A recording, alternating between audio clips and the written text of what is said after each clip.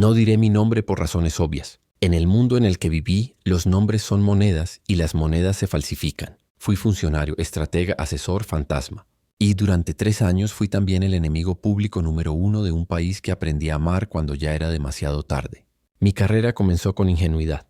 Entré al Ministerio de Infraestructura de la República de San Telmo con 29 años, traje prestado y un cuaderno lleno de fórmulas para licitaciones transparentes. Mi idea de éxito era simple: que los puentes no se cayeran y que los caminos no terminaran en pantanos políticos. Me contrataron por una presentación estúpida pero efectiva sobre cómo recortar un 12% los costos de contratación solo con publicar bases en formatos abiertos y exigir rastreabilidad de materiales. Me aplaudieron como si hubiera resuelto la paz mundial. Yo me lo creí. A las 2 semanas ya tenía un apodo: el tecnócrata. Mis colegas lo usaban como halago y como insulto. En el ministerio todos sabían que los grandes proyectos eran una coreografía. Primero la prensa filtraba el plan ambicioso. Luego el ministro hacía un anuncio con maquetas y drones. Después venían las consultoras amigas y los consorcios multinacionales con PowerPoints de colores. Al final un diputado gritaba: «¡Corrupción!». La oposición se indignaba y el expediente dormía en alguna caja hasta que un juez se cansaba o alguien pagaba la siesta. Lo normal. Yo quería otra cosa. El ministro se llamaba Aurelio Navarrete. Era simpático, cultísimo, encantador, como esos vendedores que te hacen creer que el seguro contra meteoritos es imprescindible. Tenía algo hipnótico. Escuchaba con los ojos, asentía con la respiración, decía tu nombre 3 veces seguidas como si al repetirlo te convirtiera en personaje principal de su historia. Me señaló un día con un vaso de agua en la mano. «Vos sos mi chico ciencia. Sin vos esto es barro. Con vos autopista». Me reí orgulloso, idiota. Lo conocí realmente la noche que firmamos el Acuerdo Horizonte, un plan para modernizar puertos y vías férreas con financiamiento internacional del Extar Development Bank. Sí, suena grandioso. Era un monstruo con sede en Luxemburgo y sonrisa en Singapur. Nos citó en un piso 26 con vista al río. Estaban los directores de 2 constructoras, la jefa de gabinete Lucrecia Villalba, el viceministro Keller y 3 abogados que parecían modelos. En la mesa, un dossier de 100 páginas con mi nombre en 3 anexos. Esa noche brindamos con copas finas. Yo repetía transparencia, trazabilidad, datos abiertos como mantra. Nadie se rió. Pensé que era señal de respeto. Era señal de cálculo. Mi idea estrella era un sistema digital de seguimiento de contratos, Ariadna, con cadenas de custodia para cada ladrillo presupuestario. Lo presenté en el Congreso, en universidades, ante cámaras empresariales. No habrá facturas fantasma ni sobreprecios invisibles, dije en la televisión. Recibí mensajes de felicitación, propuestas de ascenso, invitaciones a charlas. Me hicieron creer que la integridad era un discurso rentable. Y funcionó. Durante 7 meses. Todo se rompió un martes a las 7:14 de la mañana. Llegué al edificio y mi tarjeta no funcionó. El guardia me miró en silencio hasta que bajaron 2 personas de asuntos internos. «Acompáñenos, por favor». En la sala de reuniones me esperaba Villalba con ojos tranquilos y papeles nuevos. Dijo desvinculación, dijo cautela, dijo auditoría. Yo dije, ¿de qué? Me pusieron adelante recortes de prensa, transferencias cruzadas entre proveedores y una cuenta que supuestamente estaba a mi nombre en un banco de Andorra. Mi firma digital aparecía en una adenda que yo jamás había visto. Me acusaron de haber manipulado a Ariadna para favorecer a un consorcio. Quedé aturdido. Llamé al ministro. No atendió. A la tarde, un canal de TV publicó mi foto con un zócalo. El cerebro detrás del fraude. En 48 horas, el fiscal Rivas me imputó por cohecho y asociación ilícita. Me citaron a indagatoria con una precisión quirúrgica, justo el día que el Extar desembolsaba el primer tramo del crédito. El mensaje era claro, el problema era yo. El remedio también, cortarme la cabeza. Me fui de mi departamento con una mochila, 2 camisas, el cuaderno de fórmulas y la vergüenza pegada a la piel. Durante semanas dormí en casas de amigos que aún creían en mí. En redes sociales me desollaron vivo. El tecnócrata era un ladrón. Recibí amenazas y propuestas. Un empresario me escribió: «Te compro el silencio por 500.000 y te vas del país». Lo bloqueé. Un diputado me llamó novato útil en un programa de radio. Lo escuché en un baño público, con la frente apoyada en la puerta de metal, tratando de no llorar. Demoré en admitirlo, pero no estaba frente a un malentendido. Era una ejecución. Habían falsificado una adenda con mi firma digital. Es posible. Aprendí tarde que la seguridad es teatro si el mayordomo tiene las llaves, y habían modelado un mapa de transferencias para salpicarme. El objetivo era simple: neutralizarme, destruir Ariadna, desactivar la trazabilidad, Liberar el campo para el negocio de siempre. ¿Quién firmó la orden? No tenía pruebas, pero tenía convicción. Villalba movía los hilos, el ministro sonreía, Keller ejecutaba, y Lextar observaba con la paciencia de los que siempre ganan. Me quedé sin trabajo, sin reputación, con una causa penal y con un algoritmo que nadie quería tocar. En ese pozo aprendí a oler el miedo ajeno. Algunos colegas me escribían en clave: no te juntes con X, te vende por migas. Una periodista, Sofía Bardi, me buscó con prudencia. Si sos inocente, decime por dónde empiezo. Le respondí con una sola oración. Seguí el rastro de Ariadna. Me clavó un visto de 12 horas. Al día siguiente, 3:13 am, me mandó 3 fotos. Sus fuentes le decían que el módulo de proveedores críticos había sido desactivado el día antes de que me acusaran. El mismo día, otro módulo se reescribió para permitir adendas express sin validación cruzada. ¿Quién autorizó? Una usuaria con permisos de superadministradora, LBJG01. Las iniciales coincidían con Lucrecia Villalba. No bastaba. Tenía que demostrarlo. Empecé a caminar la ciudad como si fuera un tablero. Encontré a un exanalista de sistemas, Germán, despedido por reestructuración. Me recibió con miedo y una cerveza caliente. Me dijo que Ariadna, a pesar del sabotaje, guardaba fantasmas, logs crudos en un servidor espejo que nadie había desconectado. Si los hallábamos, podríamos ver quién tocó qué. Conseguir acceso era imposible desde adentro. Pero aprendí que lo imposible se vuelve probable cuando los que te odian están distraídos comprando maquetas para presentaciones. Con Sofía armamos un plan idiota y brillante. Ella tramitó como ciudadana un pedido de acceso a información pública, muy técnico, que obligaba al ministerio a entregar documentación del repositorio histórico de Ariadna para fines académicos. Mientras eso ocurría, yo, con ayuda de Germán, ubiqué físicamente el centro de cómputos donde podría estar el espejo. Nunca imaginé que el búnker tecnológico sería un galpón con techo de chapa en las afueras, con un vigilante que leía novelas románticas. Conseguimos, legalmente, entrar como parte del proceso de inspección. Sofía se encargó de que un diputado opositor pidiera constatar el estado de los activos informáticos. El día de la inspección yo era un asesor más con casco y chaleco. Nadie recuerda a los tipos con casco y chaleco. El espejo existía. Estaba en una torre polvorienta con ventiladores que sonaban como viejas aspiradoras. Germán me indicó dónde buscar. Me temblaron las manos cuando vi las marcas temporales. El día exacto de mi caída, el usuario LBJSTG01 había entrado desde una IP interna y había cambiado reglas de validación. También había clonado mi token de firma en un horno de pruebas. Esa fue la expresión del informe técnico. Horno de pruebas. Una zona gris que debería existir aislada, pero que aquí se comunicaba con producción por excepción operativa. Traducido puente ilegal para cocinar adendas. Los registros eran feos, técnicos, incontestables. Y no eran todo. Un cron vacío a las 4:02 am del día siguiente, un trabajo programado, borró parte de los logs. Adivinen. El borrado también lo ejecutó LVJG1. Con eso armamos un dossier. Lo llevé a un fiscal que no me debía nada, Echevarría, viejo, hosco, sin Twitter. Lo apoyó en su mesa como quien deja una bomba de baja intensidad. Si esto es cierto, más de uno va preso. Me pidió tiempo. La palabra tiempo me sonó a eufemismo de olvido. Salí y Sofía me detuvo. Si no se mueve en 72 horas, lo hacemos público. Dudé. Mi abogado, un loco con corbata de dragones, dijo: si lo haces público, te comen vivo por filtrar. Si esperas, te comen por dentro. Elegí morirme a mi manera. Sofía publicó la primera nota con una declaración mía anónima. El sistema Ariadna fue alterado para borrar trazas y fabricar adendas. El usuario que lo hizo pertenece al círculo de la jefatura de gabinete. La portada explotó. Villalba convocó una conferencia. Calumnias de un imputado. El ministro sonrió.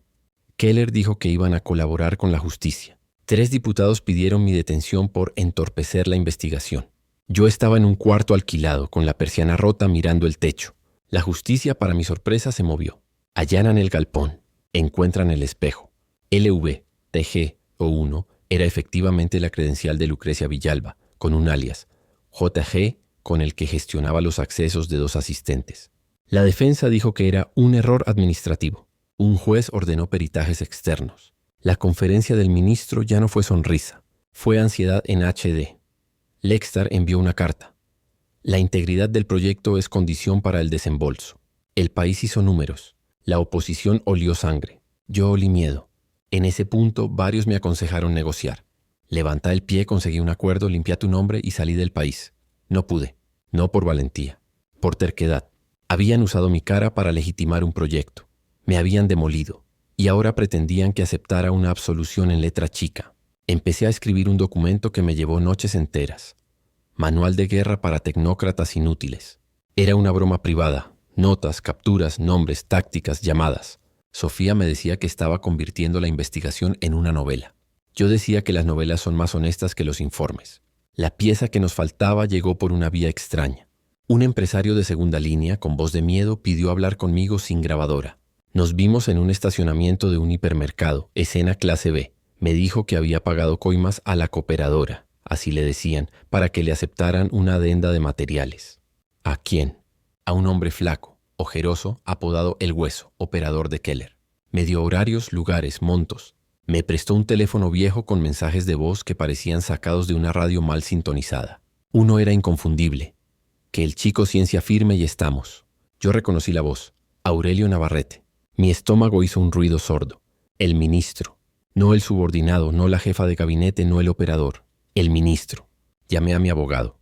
Dijo, si esto sale no te salva nadie. Ni ellos. Llamé a Sofía. Dijo, lo vamos a sacar. Pero bien, acordamos una estrategia suicida. Publicaríamos parcialmente con soporte documental y le daríamos 48 horas al ministro para responder con toda la documentación que probaba su inocencia. Sabíamos que convocaría a una conferencia. Sabíamos que atacaría. Lo que no sabían ellos era que habíamos conseguido, legalmente, cruzar metadatos de llamadas del teléfono oficial de Navarrete con los horarios de las entradas de El Hueso al ministerio. Eran apenas 11 coincidencias, suficientes para que la palabra patrón dejara de ser palabra. Se armó el show. Navarrete apareció en cadena nacional, sí, delirante, negándolo todo, acusando a oscuros intereses de querer frenar el desarrollo del país. Dijo mi nombre con desprecio. Dijo traidor. Presentó gráficos, timeline, hasta una foto suya con niños en un hospital para decorar el horror.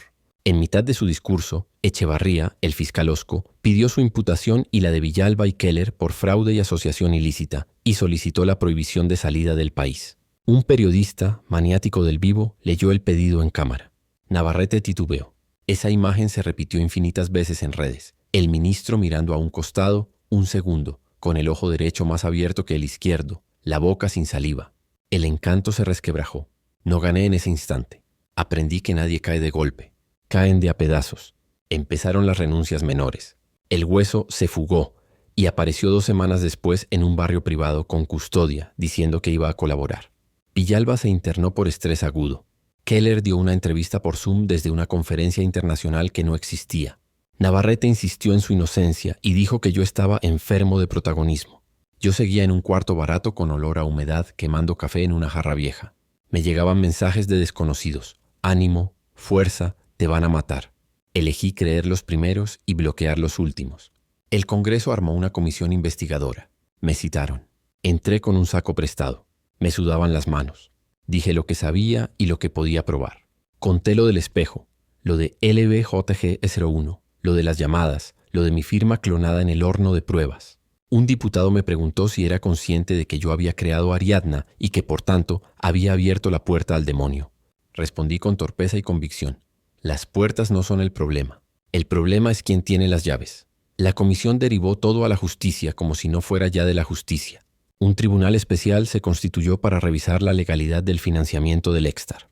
Mientras tanto, el país discutía mi cara. ¿Héroe o villano? Recibí una oferta extraña.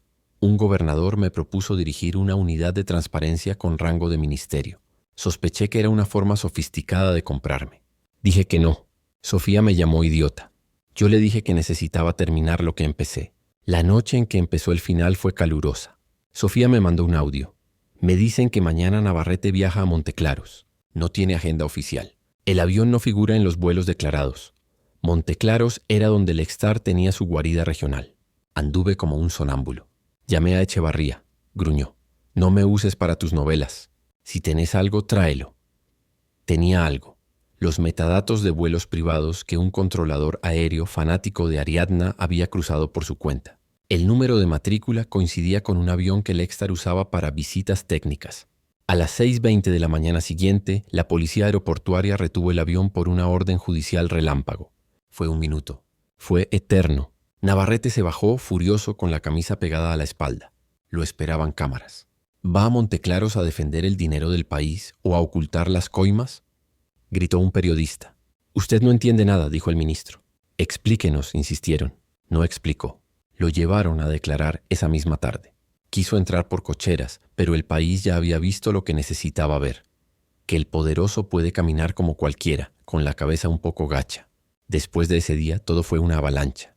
Echevarría pidió la prisión preventiva para Keller por riesgo de fuga. Lo detuvieron con 2 valijas y 6 relojes en el baúl. Villalba quedó procesada con embargo. Navarrete renunció para no entorpecer la investigación. Lextar anunció revisión interna y puso cara de sorpresa global. Yo fui sobreseído en la causa inicial por falta total de mérito. La noticia entró como una brisa helada. No hubo fiesta. Solo respiré. Me ofrecieron trabajo, más de los que imaginé. Empresas, consultoras, ONGs, partidos. Hice algo que cualquiera consideraría arrogante. Dije que no a todos. En su lugar llamé a Germán. Llamé a Sofía.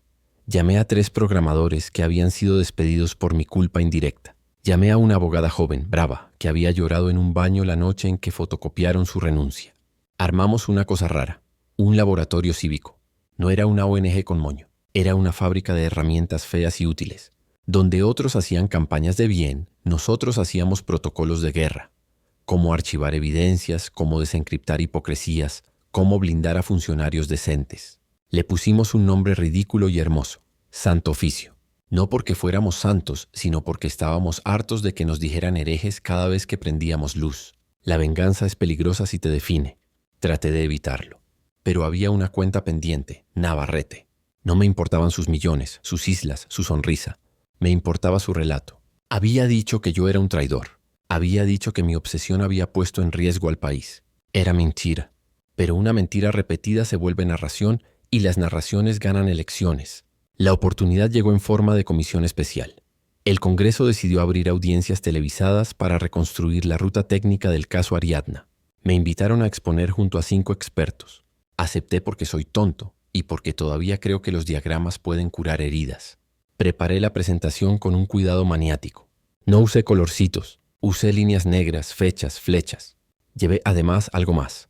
Un fragmento de audio de la llamada que decía que el chico ciencia firme y estamos. Era breve, 2 segundos. Legalmente no podía reproducirlo sin orden, pero tenía una astucia. Lo llevaba transcripto, certificado por un notario como pericia lingüística. Mi plan no era sonar la bala. Era mostrar el casquillo. Ese día, el país vio a un tecnócrata con voz cansada explicar cómo un sistema informático puede convertirse en arma si lo manejan cínicos. Mostré el espejo, los logs, el cron, el alias LVGP01. Expliqué cómo un horno de pruebas comunicándose con producción era la puerta secreta. Un diputado bostezó. Otro pidió que hablara más en criollo. Un tercero miró el celular. No me enojé. La democracia es eso. Aburrimiento con gotas de adrenalina. Al final saqué la transcripción notarial. Leí despacio. Que el chico ciencia firme y estamos. Pregunté. ¿Quién dice chico ciencia en este ministerio? Nadie contestó. Yo sabía y ellos sabían. No hacía falta el audio. Hacía falta el silencio. Salí del Congreso como quien sale de una biblioteca en llamas. Me temblaban las piernas. Sofía me esperó con un café. Lo hiciste, dijo. No supe si era un halago o un requiem. Esa noche, en un programa popular, un panelista sin corbata dijo: miren, yo no soy de tecnicismos, pero ese pibe me convenció. A veces un país cambia de idea por un panelista sin corbata. No es ciencia, es azar con buena iluminación. Los meses siguientes consolidaron la caída. Navarrete fue citado a indagatoria 3 veces. En la tercera, su defensa presentó una pericia absurda que decía que su voz podía ser simulada por IA. El juez, un señor con bigote de historia antigua, le preguntó si también la IA había viajado a Monteclaros y firmado los viáticos. No respondo, dijo el exministro. La justicia avanzó lenta, como siempre, pero avanzó. Y ahora viene lo que no encaja en los finales. Me propusieron ser ministro de Transparencia. No existía el cargo. Lo inventaron. Me lo ofreció un presidente que no voté. Dijo: si no venís vos, esto no queda en nada. Era un chantaje moral y una invitación al infierno. Dije que sí, no por ambición, por la simple razón de que si no lo hacía, iba a ladrar desde la vereda toda la vida. Acepté con 3 condiciones. Rango constitucional para el sistema Ariadna, versión reconstruida y abierta. Independencia presupuestaria del laboratorio cívico, ahora institución del Estado. Y facultades para denunciar a mis propios colegas. Me dijeron que era imposible. Respondí con algo que aprendí a golpes. Si no es imposible, no vale la pena. Salió todo por la mitad como ocurre.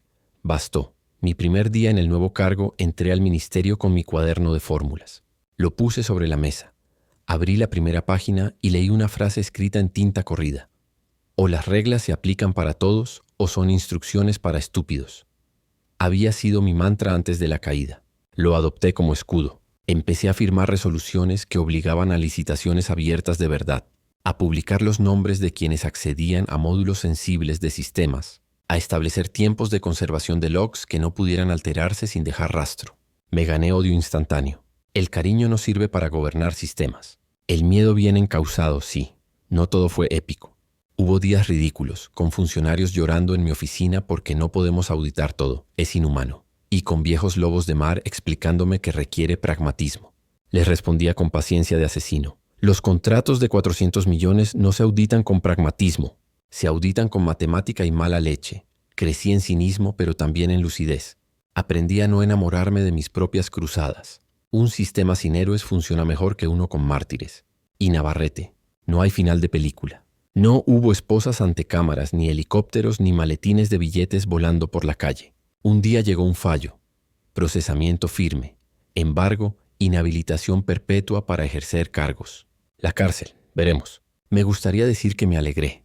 No, sentí alivio. El odio se me había secado hacía rato. Mi venganza fue otra, ocupar el espacio que él había ensuciado y convertirlo en algo útil. No soy ingenuo. Sé que mientras grabo mentalmente esto, porque sí, lo estoy pensando como si lo leyera en Reddit. Hay otros Navarrete entrenándose frente a espejos. Hay otras Villalba practicando firmas. Hay otros Keller limando piedras para armar nuevas catapultas. El poder no es un hombre. Es una máquina de reemplazos. Mi trabajo ahora es enseñar a otros a poner sentido común en los algoritmos. Y cuando me canso, cuando me parece que el barro vuelve a cubrirlo todo, vuelvo a mi cuaderno. Leo la frase. Bebo agua. Sigo. Si llegaste hasta acá, gracias por leer. No te diré que seas valiente. No todos pueden. Te diré que seas paciente. La paciencia es el arma secreta de los invisibles. A mí me borraron con un zócalo de TV y una adenda falsificada. Me devolví solo, a punta de logs y de testarudez. No me hizo mejor persona, me hizo más útil. Curiosamente, la utilidad trae paz. Cada tanto escribo a Sofía a las 3 de la mañana, como aquella vez. Le digo, ¿te acordás del espejo? Me contesta con un sticker feo. Lo normal. Le debo más de lo que admite. Cada tanto Germán me manda un mensaje. Se cayó un cron. Nos reímos. Solo nosotros entendemos ese chiste. Una última cosa, porque esto es Reddit y alguien va a ponerlo en un podcast con música triste. Si alguien te ofrece dinero por tu silencio, es porque tu ruido vale más que su billete. Deja que te llamen tecnócrata, inútil, enfermo de protagonismo. Todos los adjetivos se desvanecen cuando los hechos duran. El resto es espuma. No diré mi nombre por razones obvias. Pero si alguna vez te cruzas con un tipo con un cuaderno gastado y fórmulas en tinta corrida, y si ese tipo te dice que la transparencia es una forma de venganza elegante, invítalo a un café. Capaz soy yo. Capaz sos vos dentro de 5 años. De todos modos, brindemos por lo mismo. Que los puentes no se caigan. Que los caminos no terminen en pantanos y que cuando el barro suba, haya alguien ahí con una pala y mala leche suficiente para abrir un cauce nuevo. Edith. Para los que preguntan por Ariadna. Sí. La reescribimos. Ahora es código abierto, logs inmutables, auditorías ciudadanas en tiempo real y un botón rojo que manda notificación automática a la prensa cuando alguien intenta apagarla. A veces hay que diseñar sistemas con la paranoia como requisito. No es elegante, es adulto. Y si el poder quiere apagar la luz, que al menos el clic suene como un trueno.